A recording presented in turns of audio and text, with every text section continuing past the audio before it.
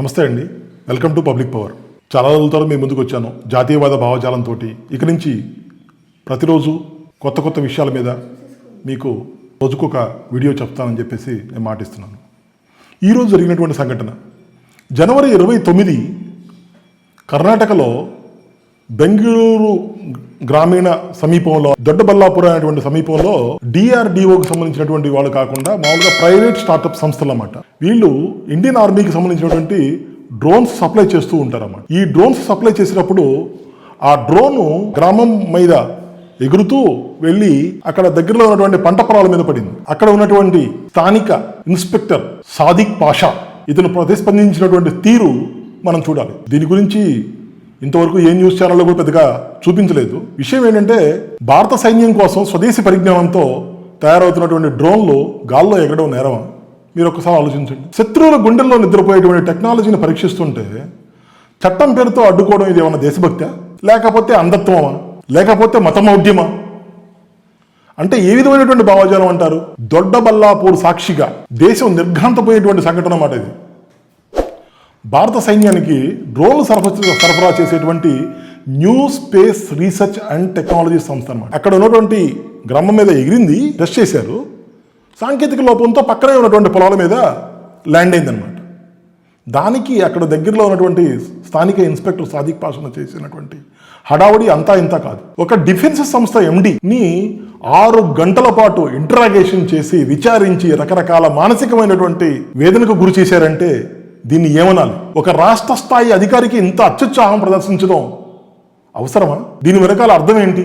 అదృష్టం బాగుండి హైకోర్టులో ఈ కేసు వచ్చినప్పుడు జస్టిస్ నాగప్రసన్న గారు ఇన్స్పెక్టర్ సాదిక్ పాషాని అఫిడవిట్ అడిగారు. ఏమని అడిగారంటే, మీరు ఏ అర్థంతో ఏ ఉద్దేశంతో ఒక డిఫెన్స్కి సంబంధించినటువంటి డ్రోన్లు సరఫరా చేసేటువంటి ఒక సంస్థ మీద మీరు ఈ విధంగా చేశారు అని చెప్పి.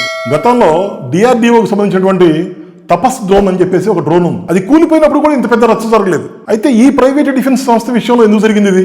ఇదంతా కూడా ఒక మతమౌఢ్యంతో చేసిందనేది క్లియర్గా అర్థమవుతుంది. అందుకే జస్టిస్ నాగప్రసన్న గారు చాలా కీలకమైన తీర్పు ఇచ్చారన్నమాట.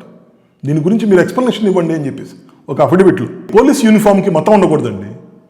కాకి అధికారం దేశాన్ని కాపాడడానికి ఉండాలి, కానీ దేశం కోసం పనిచేసే శాస్త్రవేత్తలను కానీ ఆ యొక్క సంస్థల్ని కానీ వేధించడానికి ఉండకూడదు. కాకికి అధికార మతమౌఢ్యం కనుక కలిస్తే అది దేశానికి ప్రమాదం, దేశ విచ్ఛిన్నకర శక్తులకి మరింత తోడ్పాటుని కలిగించిన వాళ్ళు అవుతారు. అలాంటి వారిపై ఖచ్చితంగా ప్రభుత్వం చర్య తీసుకోవాలని చెప్పేసి నేను కోరుకుంటున్నాను అన్నమాట. అదేవిధంగా న్యాయ వ్యవస్థ కూడా ఖచ్చితంగా ఈ విషయాన్ని దృష్టిలో పెట్టుకొని ప్రశ్నిస్తుంది. హైకోర్టు జోక్యం ఒక హెచ్చరిక. దేశ భద్రత కంటే ఏ వ్యక్తిగత ఎజెండా కూడా ఎక్కువ కాదు. సాదిక్ పాషా చర్యల మీద పూర్తి స్థాయి విచారణ జరగాల్సిందే. ఒక ఇన్స్పెక్టర్ ప్రశ్న కాదు ఇది.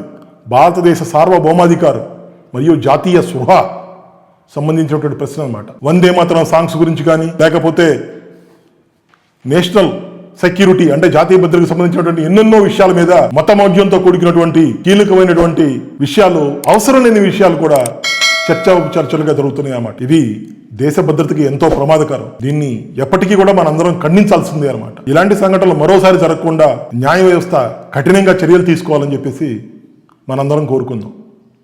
దీనిపైన మీ అభిప్రాయాలు ఏంటో అనేది కామెంట్స్ రూపంలో తెలపండి. ఇంకేమైనా ఇన్ఫర్మేషన్ ఉంటే అది కూడా కామెంట్స్ రూపంలో చెప్పండి. Thank you. ఇక ముందు కొత్త వీడియోలతో మీ ముందుకు వస్తాను. ఈ వీడియో కనుక మీకు నచ్చినట్టయితే ఖచ్చితంగా లైక్ చేయండి, షేర్ చేయండి. మరిన్ని జాతీయవాద వీడియోలతో మీ ముందుకు వస్తాను.